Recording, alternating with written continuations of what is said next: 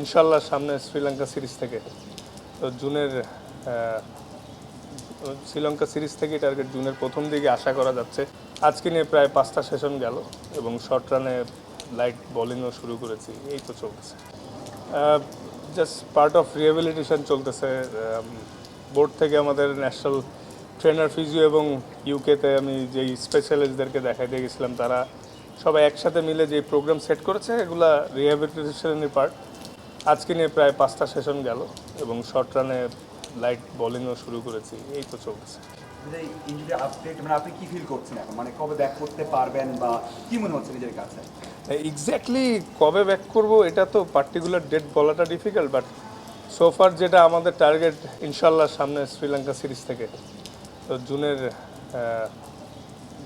Sri Lanka series থেকে target জুনের প্রথম দিকে আশা করা যাচ্ছে, যদি কোনো সমস্যা না থাকে। তো এভাবে যেমনে চলতেছে আমি খুশি, এতে আলহামদুলিল্লাহ এখনও কোনো কমপ্লেন নেই। যদি এভাবে সুন্দর স্মুথ যায় তাহলে তো খুবই ভালো, তাহলে আশা করছি শ্রীলঙ্কা সিরিজ থেকেই হওয়া সম্ভব। বিসিবিতে কি বলা হচ্ছে, মানে আপনি বললেন না শুরু করতে পারবে, মানে এটা কি এক্সাক্ট ডেটটা ছিল নাকি জুন থেকে আসতে পারবে নাকি মানে ফিল করছে নাকি? আসলে না, পার্টিকুলার ডেট বলাটা ডিফিকাল্ট কোনো ইনজুরি হইলে, কারণ যখন রিহ্যাবিলিটেশন যায় সামটাইমস সোরনেস উপরে যায় নিচে যায়, বা তো এই প্রোগ্রাম ওয়াইজ যখন যাব, যদি সব স্মুথলি যায় তাহলে জুন থেকে শ্রীলঙ্কা সিরিজ থেকে খেলতে আশাবাদী। যদি এর মাঝখানে আল্লাহ না করুক কোনো প্রবলেম হয়, তখন হয়তো আমাদের ম্যানেজমেন্ট থেকে তারা আবার ডিসিশন নেবে, আমরা একসাথে মিটিং করে কী করা যায়। বাট আশা করছি প্রবলেম হবে না, যেহেতু ওইখান থেকে ভালো সুখবর দিয়েছিল যে সার্জারি ছাড়াও রিহ্যাবিলিটেশনে সুস্থ হয়ে যাওয়া সম্ভব, ওই আশা নিয়েই আগাচ্ছি আর কি। এটা কি একবারই সম্ভব, মানে সার্জারি ছাড়া যে বলেছে মানে রিহ্যাব করা বা ইনজেকশন বা ফাস্ট বোলারদের ক্ষেত্রে না ভাইয়া, যে জায়গাটা ব্যথা নেই ওই জায়গায় স্ক্যান করলে কিছু আসবে।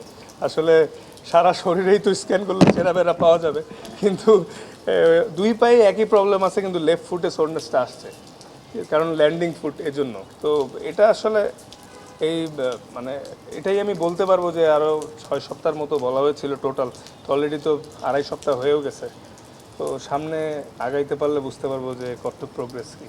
লাস্ট কোশ্চেন, মানে এটা ছবি তুললেন, মানে আপনি যে বাংলাদেশের বড় ব্র্যান্ড, মানে এটা এখন সবাই বলছে কথা এইভাবেই, এটা কেমন লাগে, আপনার দায়িত্বটা বাড়িয়ে দেয় কিনা? হ্যাঁ, আলহামদুলিল্লাহ, ইটস এ ব্লেসিং যে ইংল্যান্ডের যারা পর্যবেক্ষণ করতে এসেছে তারাও চিনেছে এবং দে ফলো ক্রিকেট।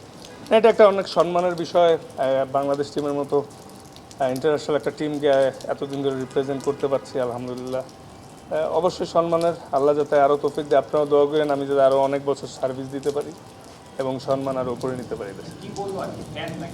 হ্যাঁ হ্যাঁ, ওরা বললো যে তোমার বোলিং দেখছি, হ্যাঁ তোমরা ইংল্যান্ডকে হারাইছিলে, তুমি অনেক ভালো করছিলে, তারপর জিজ্ঞেস হলো who's your favourite England wicket, এইসবই আর কি। কী বলছিলেন?